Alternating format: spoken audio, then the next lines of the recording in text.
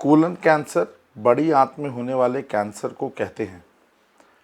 एक इंसान में दो तरीके की आंत होती हैं, छोटी आंत और बड़ी आंत। छोटी आंत जो होती है वो खाने को पचाने में काम आती है और बड़ी आंत जो होती है वो इसी पचे हुए खाने में से पानी को एब्जॉर्ब करने में, कुछ मिनरल्स एब्जॉर्ब होने में और मल के फॉर्मेशन में काम आती है। बड़ी आंत का ही सबसे अंत का हिस्सा एनल कैनाल कहलाता है, जिससे कि मरीज़ मल को बाहर निष्कासित करता है। अगर इस बड़ी आंत में किसी भी जगह कोई घाव छाला हो जाए जो कैंसर दिखे तो उसको कोलन कैंसर कहा जा सकता है। इस कोलन को हम लोग ascending colon, transverse colon, descending colon और सिग्मॉइड कोलन और रेक्टम, ये 5 पार्ट होते हैं बड़ी आंत के। इसमें से किसी का भी कैंसर अगर कहला हो जाए तो वो कोलन कैंसर की कैटेगरी में आता है। कोलन कैंसर एक संक्रमित बीमारी नहीं होती है। यह जिस व्यक्ति को होता है उसी के शरीर में रहता है और उसी के शरीर के अंदर फैलता है। यह कैंसर एक व्यक्ति से दूसरे व्यक्ति के साथ में रहने से या साथ में खाने से नहीं फैलता। जिस तरीके से ये कैंसर आंत के अंदर ग्रो करता है या बढ़ता है, उसी के अगल बगल ये खून की नसों को या लिम्फ की नसों को इन्वॉल्व करने लगता है और उसी खून के माध्यम से यह पूरे शरीर के अंदर फैल जाता है। लिम्फ के माध्यम से कैंसर कोलन के अगल बगल की गठानों में, जिसे लिम्फ नोड्स कहा जाता है, उसके अंदर फैलता है और ब्लड के माध्यम से यही कैंसर लिवर में, बोन्स में, ब्रेन में, लंग्स में और पूरे शरीर में फैल जाता है।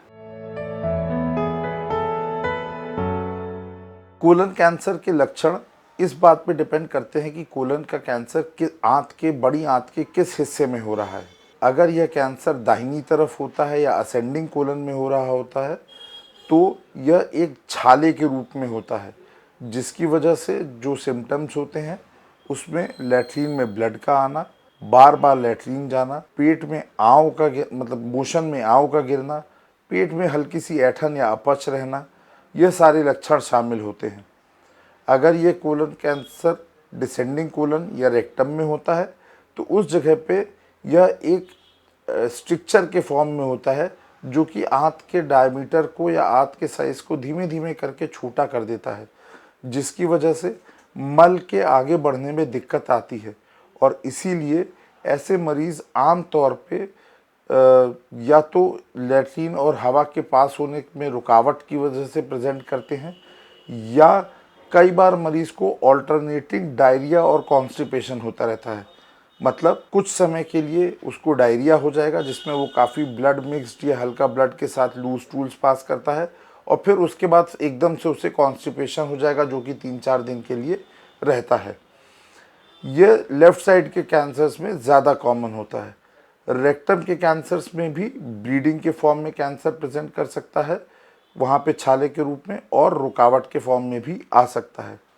इन साइट स्पेसिफिक प्रॉब्लम्स के अलावा कैंसर के जनरल कारण लक्षण जो होते हैं, जैसे वज़न का कम होना, थकान का शरीर में रहना, वज़न इस कदर कम हो जाना कि शरीर में इंसान को सिर्फ हड्डियां ही दिखती रहें, उस तरीके का लुक होना, यह सारे भी शामिल होते हैं। कोलन कैंसर का इलाज स्टेज के हिसाब से डिसाइड करा जाता है। शुरुआती स्टेजेस में जब कोलन कैंसर कोलन के अंदर ही रेस्ट्रिक्टेड होता है, उस समय इलाज सबसे अच्छे तरीके से सर्जरी द्वारा करा जा सकता है। जिस मरीज का इलाज सर्जरी द्वारा नहीं हो पाता है उन मरीज़ों में आगे जाकर के कीमोथेरेपी या रेडियोथेरेपी देने की ज़रूरत पड़ सकती है।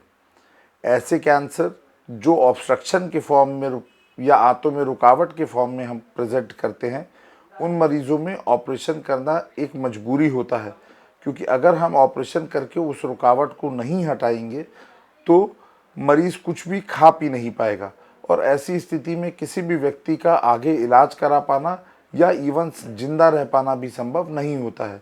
इसीलिए चाहे कितना भी फैला हुआ कोलन कैंसर हो, लेकिन अगर वो आंत में रुकावट के रूप से प्रेजेंट कर रहा है तो उसमें ऑपरेशन ही एकमात्र संभव इलाज होता है।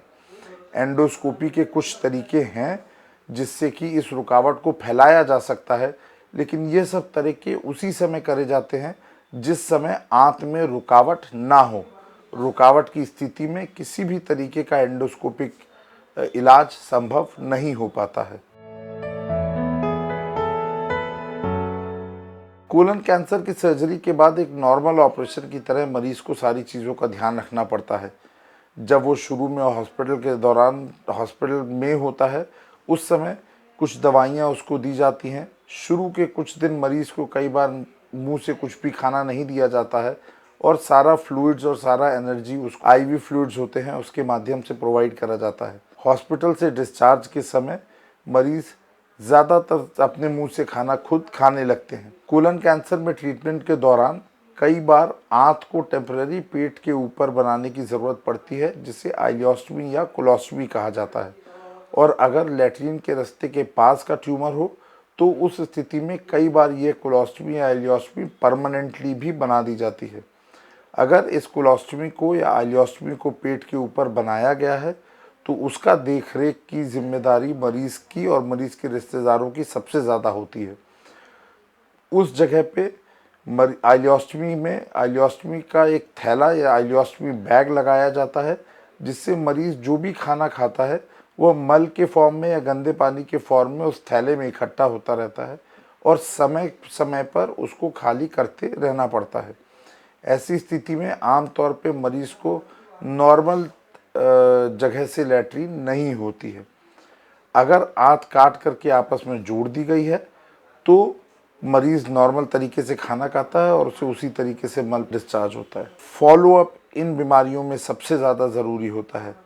कई बार ऑपरेशन के बाद बीमारी पूरी तरीके से शरीर से हट जाती है और कीमोथेरेपी होने के बाद मरीज़ एकदम स्वस्थ हो जाता है, लेकिन ऐसी स्थिति में भी मरीज़ को हर 3 से 6 महीने पे आकर के अपने डॉक्टर से मिलना चाहिए। साथ में जो टेस्ट और जो ट्यूमर मार्कर्स डॉक्टर लोग रिकमेंड करते हैं उनको समय समय पे करा करके अपने डॉक्टर को दिखाते रहना चाहिए, ताकि अगर सफल ऑपरेशन के बाद भी यह ट्यूमर शरीर में दोबारा कहीं बन रहा है तो उसको एकदम अर्ली स्टेज पे पकड़ करके उसी समय उसका इलाज करा जा सके। यह एक सबसे महत्वपूर्ण चीज़ है जो एक कोलन कैंसर के मरीज़ को अपनी बारे में ध्यान रखनी चाहिए। कोलन कैंसर होने से बहुत बचाव के तरीके नहीं हैं। अच्छी डाइट को रखना, अपना नॉर्मल ख्याल करना, यह एक इम्पॉर्टेंट तरीके होते हैं। लेकिन सबसे ज़रूरी चीज़ जो होती है वो यह है कि अपने शरीर में कोई भी परिवर्तन आने पर, लैट्रिन में ब्लड के आने पर या बार बार डायरिया या कॉन्स्टिपेशन हो जाने पर उसको नज़रअंदाज नहीं करना चाहिए। हमने देखा है बहुत से पेशेंट्स हमारे पास इस तरीके की तकलीफ़ों को बवासीर के रूप में अपने अगल बगल के डॉक्टर या अपने मित्रों और केमिस्टों की वजह से दवाइयाँ ले करके बढ़ा लेते हैं। एक स्टेज के बाद जब कैंसर बढ़ जाता है तो उसमें डॉक्टर सब कुछ चाह करके भी मरीज़ का उतना फ़ायदा नहीं करा सकता है जितना कि एक इनिशियल स्टेज में कैंसर के पकड़े जाने पे होता है।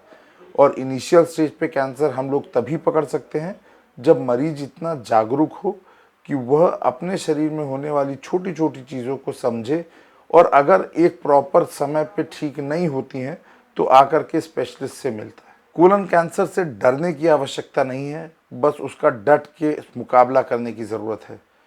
कभी भी इस बात से ना डरें कि हमें कैंसर हो गया है। यह एक मनोबल को तोड़ने वाली बीमारी है। अपने मनोबल को ना गिरने दें। जब तक व्यक्ति का मनोबल स्ट्रांग रहता है तब तक उसका शरीर एक बहुत पॉजिटिव तरीके से और एक बहुत पॉजिटिव रूप में हर ट्रीटमेंट को रिस्पॉन्ड करता है। शरीर में निगेटिविटी आने से या अपने बारे में निगेटिव चीज़ों को सोचते रहने से इवन अच्छी अच्छी दवाइयों का असर भी शरीर में कम होने लगता है। इसलिए डरे नहीं, घबराए नहीं, एक प्रॉपर स्पेशलिस्ट को दिखा करके उसका जो यथासंभव इलाज है उसको करें।